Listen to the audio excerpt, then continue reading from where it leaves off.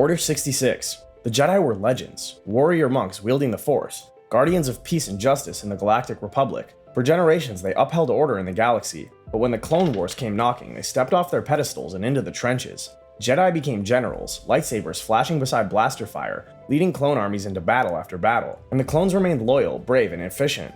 They trusted them, bonded with them, and even gave them names. But from the very beginning, that loyalty was a lie. Hidden deep in every clone's brain was an organic chip, a tiny insidious seed planted by the Sith, a failsafe death sentence. The name of the protocol is Order 66. When Supreme Chancellor Palpatine, the Sith puppet master, issued the order, it wasn't a strategy.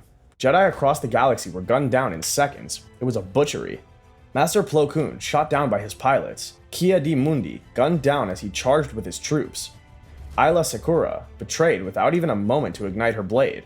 Even Yoda barely escaped alive. And then, of course, the Jedi Temple itself became a slaughterhouse, and leading the assault is Anakin Skywalker, the Chosen One, the Republic's greatest hero. He didn't need a chip. He chose the darkness. With the 501st Legion at his back, he marched into the temple and extinguished everything he once held dear, including the younglings. That's when Anakin Skywalker died, and Darth Vader was born. In mere hours, the Jedi were gone. The galaxy didn't even blink.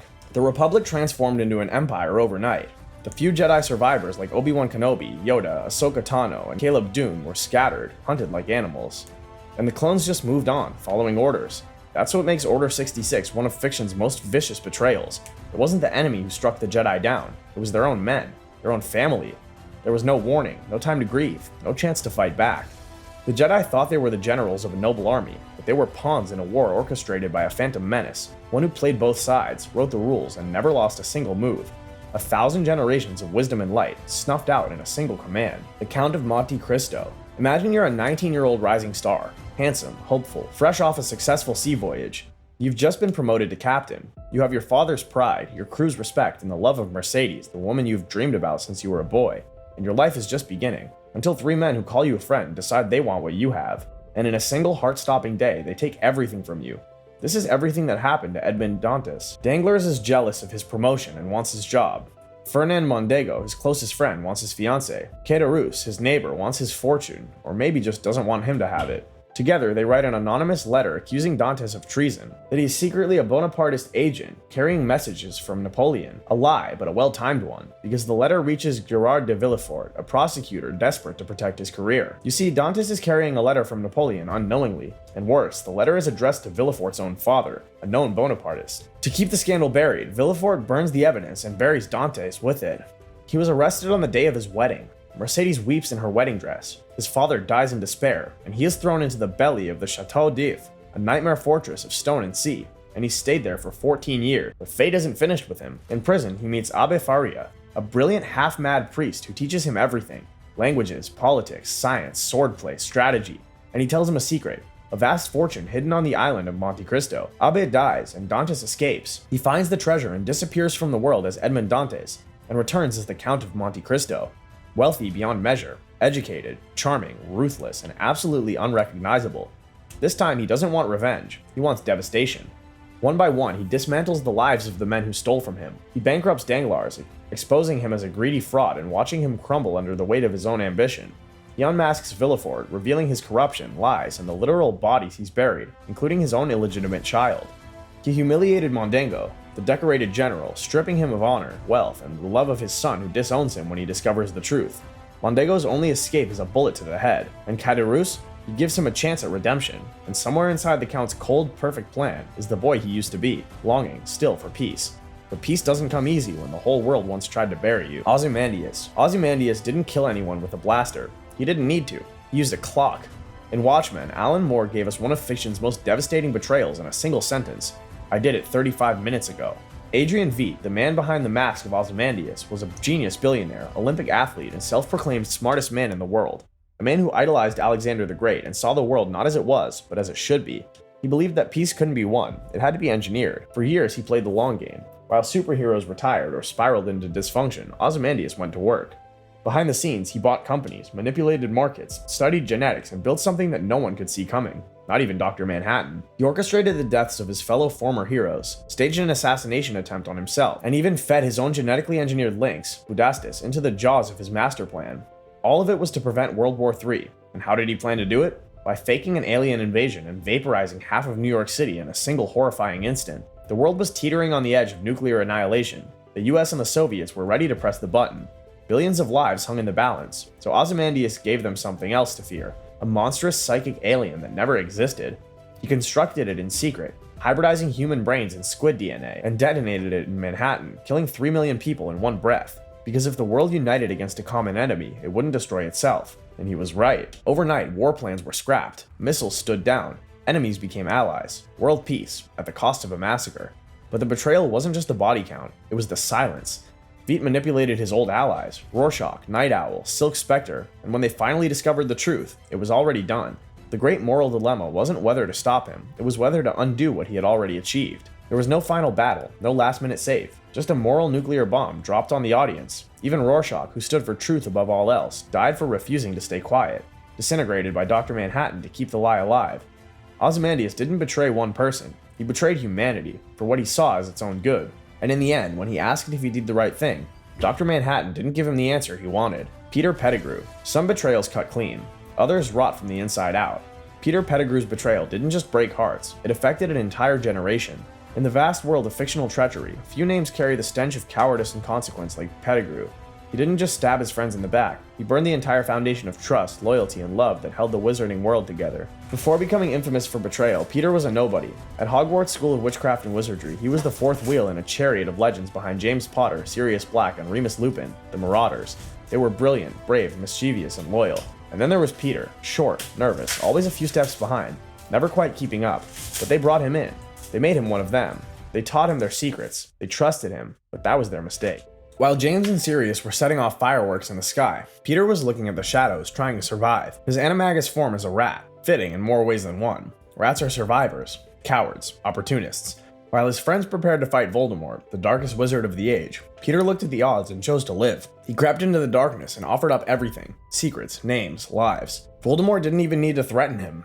Peter volunteered, and here's where the betrayal goes from bad to biblical. The Potters went into hiding. Everyone thought Sirius Black was their secret keeper, so did Voldemort. But James and Lily made Peter their secret keeper instead because they thought no one would ever suspect him. That was the point. He was harmless, forgettable, and safe. He sold them out almost immediately. Voldemort arrived at Godric's Hollow. James Potter was unarmed. Lily begged for her son's life. And Harry Potter, just a baby, was left orphaned. All because Peter Pettigrew wanted to save his own skin. But he wasn't done yet. Sirius confronted Peter in the middle of a crowded street, and Peter, ever the survivor, blew up the street, faked his own death, and framed Sirius for the crime. Then he transformed into a rat, literally, and spent 12 years hiding in plain sight as a family pet to the Weasleys. Ron Weasley grew up with a man who murdered his best friend's parents sleeping in his bed every night. How's that for nightmare fuel? When he was finally found out, cornered like the rat he was, Peter dropped to his knees and wept. He begged, claiming he had no choice. Sirius and Remus almost killed him then and there, but Harry, the child he orphaned, had mercy. Peter repaid that mercy the only way he knew how, by fleeing back to Voldemort the moment things got scary again. But this time there was a price. To help resurrect his master, Peter sliced off his own hand, and in return, Voldemort gave him a magical silver hand. That hand was laced with a curse, built with a kill switch, and that brings us to his end. Years later, deep in the dungeons of Malfoy Manor, Peter is once again face to face with Harry. He's ordered to kill the boy, but as he raises his hand, he hesitates. For just a second, he remembers James Potter. He remembers the people who once loved him. That brief flicker of decency costs him everything. The silver hand turns on him by strangling his neck. His final punishment is death by the gift Voldemort gave him. And that's the tragedy of Peter Pettigrew, a man so committed to cowardice that even a single moment of hesitation, of possible redemption, proved too much. He died exactly as he lived, suffocating under the weight of choices he never had the courage to make. Griffith. Once upon a time, Griffith was everything a hero could be. Charismatic, elegant, and brilliant. He wasn't born noble, but he commanded the air of royalty. With nothing but a dream and an unbreakable will, he built the Band of the Hawk from the dirt, raising mercenaries into legend. They were undefeated, unmatched, and unstoppable. Meanwhile, Griffith didn't fight for gold or glory. He fought for a kingdom that didn't yet exist, one that he would carve out with charm, steel, and sacrifice, and people followed. Not because he ordered them to, but because they believed. Guts, his strongest warrior and closest companion, followed. Casca, his loyal second in command, loved him. Thousands died for his dreams, smiling through broken teeth because they believed in what he could become. But dreams like Griffith's have teeth and they bite. His downfall begins not on the battlefield, but in the streets when he seduces the king's daughter, Charlotte. So the king throws Griffith into the deepest dungeon and for over a year breaks him. They don't just torture his body, they destroy the man. When Guts and the remnants of the Hawks risk everything to save him, they don't find their radiant leader.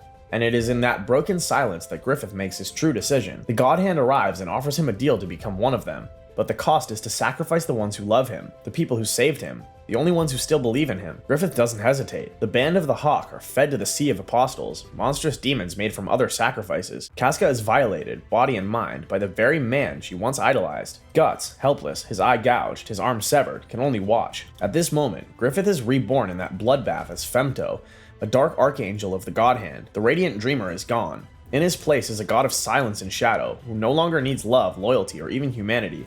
And he gets what he always wanted, a kingdom. A crown forged in the ruin of everyone who made him who he was.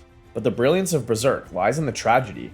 Griffith didn't just betray Guts and Casca, he betrayed himself. The dream he once chased, the idea that greatness could be earned with integrity, loyalty, love, was abandoned. He chose to become inhuman to achieve it, and in the end, he used that belief to destroy everything. Jaime Lannister, Kingslayer, Oathbreaker, hero, villain. Jaime Lannister was many things, but above all, he was the man who killed his king with a sword in the back. It happened in a throne room soaked in wildfire and madness. A young knight, cloaked in white, sworn to protect his king at all costs. And the king he served? Aerys II Targaryen, better known as the Mad King, a ruler who whispered the flames and dreamed of entire cities burning. As Robert's rebellion thundered toward King's Landing, Aerys gave his final command: burn them all. Burn the city. Burn every man, woman, and child, rather than let the rebels take it.